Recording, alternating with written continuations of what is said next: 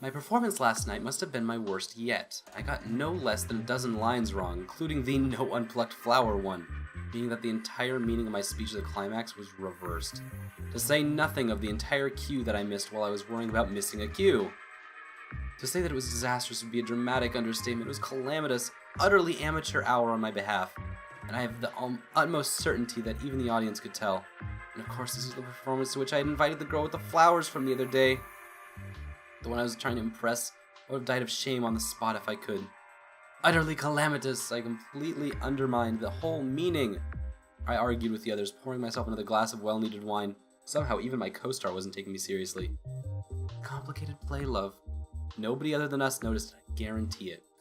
Then just go off. They just go off what the program describes it as meaning anyway. Tammy said, rolling his eyes. Please stop self-effacing for attention. I'd expect an actor who was also a woman to be that dramatic. Alright, no photo! No photo! Oh, man. I'm doing no such thing, I protested. I looked to the other girls in the group, but they just shrugged. Before I could say any more, the door slid open, one of the stagehands appeared. Sorry, Miss Ooey-gooey. There's a common girl who's really insistent on seeing you. She says she knows you. What should I say? Oh no, Jin-A, I winced. I couldn't face her. Not after that disaster. Tell her I'm not here. Tell her that I've died. Tell her that I've died of shame and therefore am not here. I'll say that you're busy, he said uncomfortably. Wait. Who's this Jin-A that you're so afraid of? The great and haughty Aejong. Scared of a commoner? Tammy mocked. Send her in. This must be seen. Ooh. Yikes. Okay, sir, the stagehand said. Then closed the door, despite my obvious distress. Please, at least treat her nicely, I implored Tammy. Oh, don't worry, I'm not going to be mean to her. I'm going to be mean to you, he declared. I was about to respond by asking how I might be able to tell the difference, but at that moment the door slid open. Sorry, I didn't mean to interrupt, she exclaimed, bowing unnecessarily. I just wanted to thank Miss Ooey-gooey for inviting me here. Sorry for the trouble, I'll be going now. Come in. Any friend of Aejong is a friend of ours, I insist, he said. Oh, I'm not really, she said quietly, glancing at me, seeming worried. I gave her a sympathetic look. Okay, thanks. I made room for her at the table, and she knelt down next to me. I smiled at her and tried to reassure myself that I hadn't really lost the upper hand. Perhaps she didn't know just to what extent I had utterly destroyed myself on stage. It's a nice dress, he told her. Really wasn't. She tried her best to look, well, I don't know what her expectation of what one wears to the theater is, but I'm sure she tried her best. It was very cute. It was endearing that she tried, but it was very certainly not a nice dress. He was making fun of her. After all, I winced. It wasn't fair. She hardly could known better. Thank you, she stammered. I wanted to die right there on the spot, or swoop in and rescue her with a clever repartee. Before I had a chance to think of anything to say, I just looked at him with a look of amazement and said, there's just one thing I'm confused by, though. I looked away, and I was simply unable to watch this unfold. I had invited her here, and he was simply going to devour her whole. I had not understand just how truly calamitous this was. And what's that? He asked with a smirk. Well, it's something Miss Ooey-gooey was telling me. She said it's impossible to embody, playful elegance if you use mock flowers, right? She asked. I looked straight down. She was just too naive for this. She was going to be destroyed. Of course, he said. Okay, that makes sense, she said enthusiastically. Then she said the unexpected. So, then don't you lose the playful elegance if you use mock compliments? I suddenly looked up out of shock, and there was silence.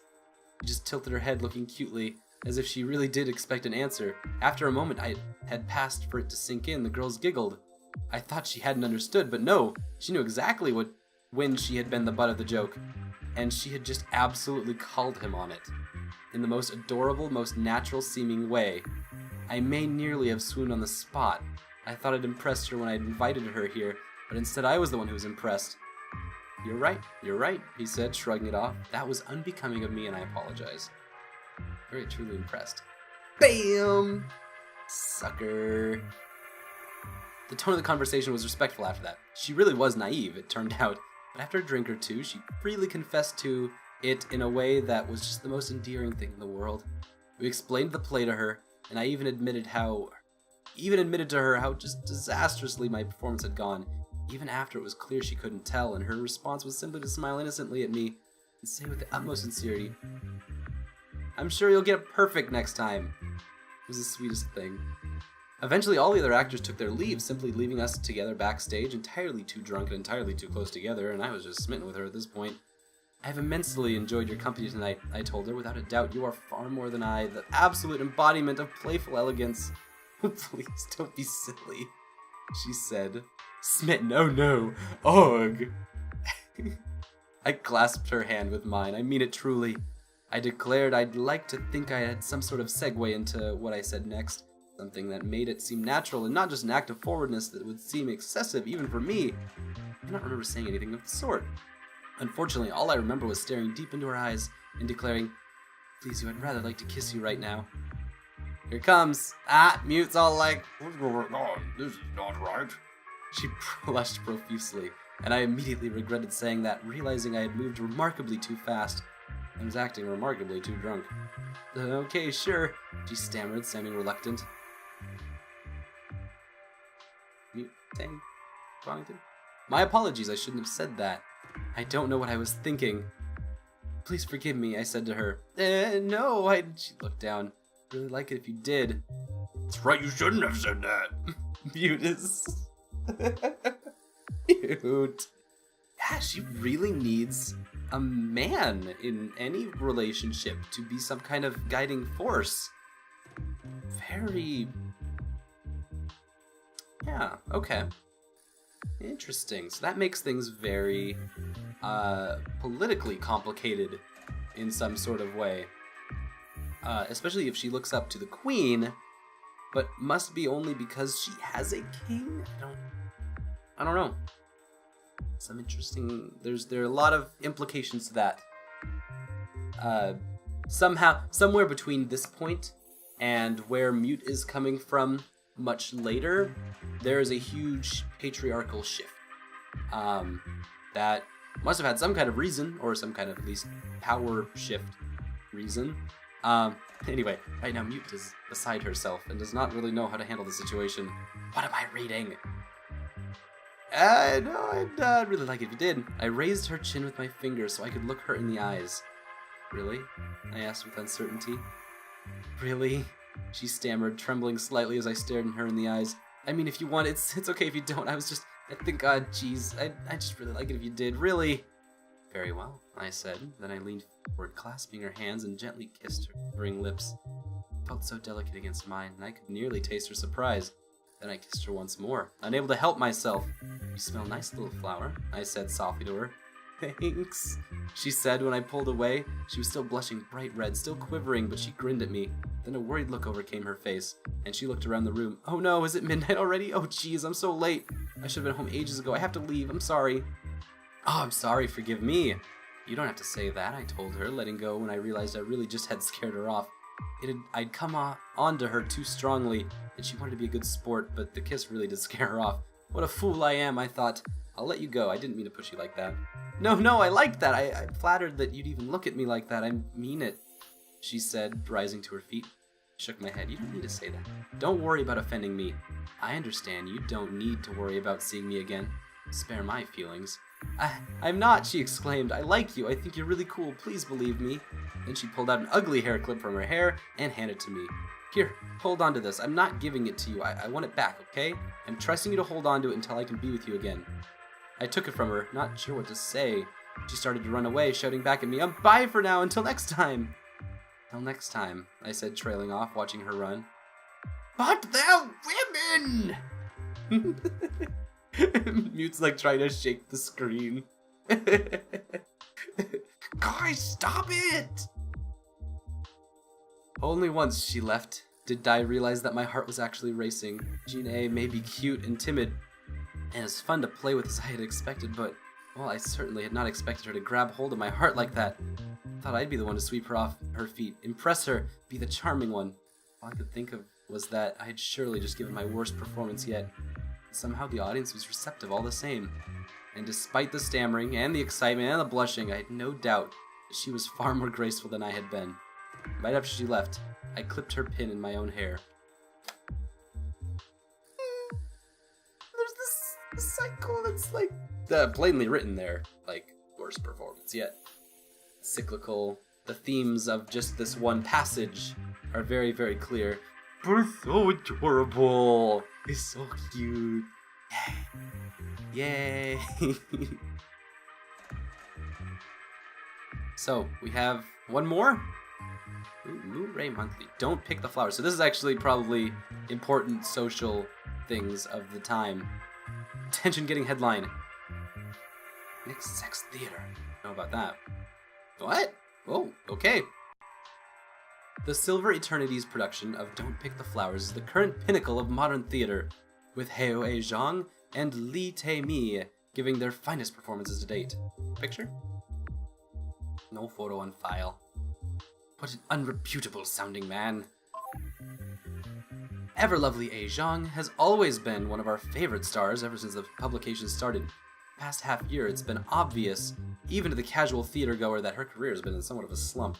In one of her recent performances, she was so visibly spaced out she completely missed cues, and delivered many of the show's important monologues with the stiffness of a stale noodle. I can only speculate as to why, but it's been troubling to watch. Lately, however, we've seen a real return to her previous form. A-jong is as enchanting as a dream, and her onstage chemistry with her co-star Tae-mi produces unbelievably convincing tension. 3 hours, she becomes the perfect embodiment of love and scorn, taking you through the play's myriad complex turns and betrayals. And make no mistake, this is a difficult play. Don't Pick the Flowers presents the story of the charismatic veteran Earth politician Anna Harper, Heo A-jong, whose charm belies a vicious revenge plot against the seductive serial killer An-soo, in yet another cross-dressing role. A playboy who uses his status to escape the law. It's a chilling story of manipulation, and the entire play is a duel of wit and charm between the two, a complicated dance where one is never sure who is ahead until the end. In the hands of a less skilled cast or any other director, it could be a mess. But A-jong and Tae-mi are entrancing. When done right, the confusion only helps to sell their roles even more. Wouldn't you, have to worry about passions running too high? Acting. If you only see one play this year, it's absolutely must be this. I don't know what's happening to A-jong to bring her back to grace, but we're all the better for it. 5 stars. Cool. Things, I love how, absolutely transparent this review is. I don't know what's happening to A-jong to bring her back to grace. I don't know. It could be anything. Yes, sorry, I think that's all of them for this block. Am I missing one? No, I see nothing that says unread in this middle area. So, we cool. Oh, I can also hit show unread. That might help. Sorry. How about we disable the active AI and roll again? Grabbing some new messages.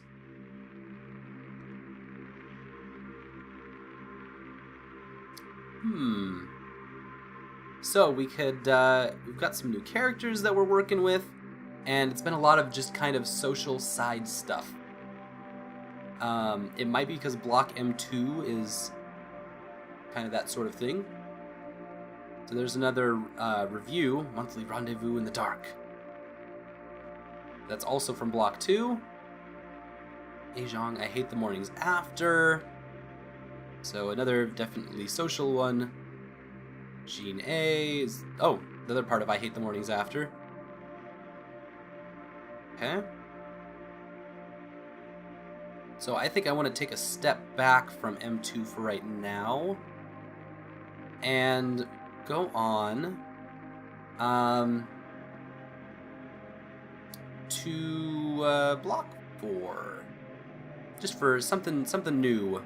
Something different, something fresh.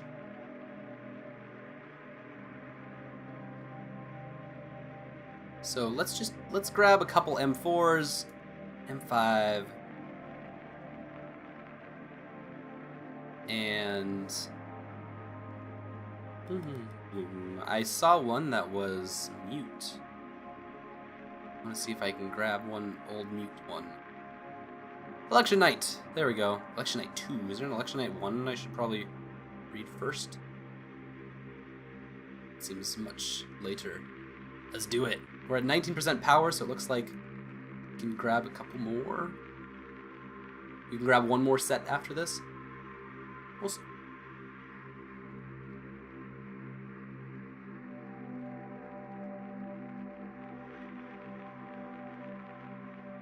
Alright.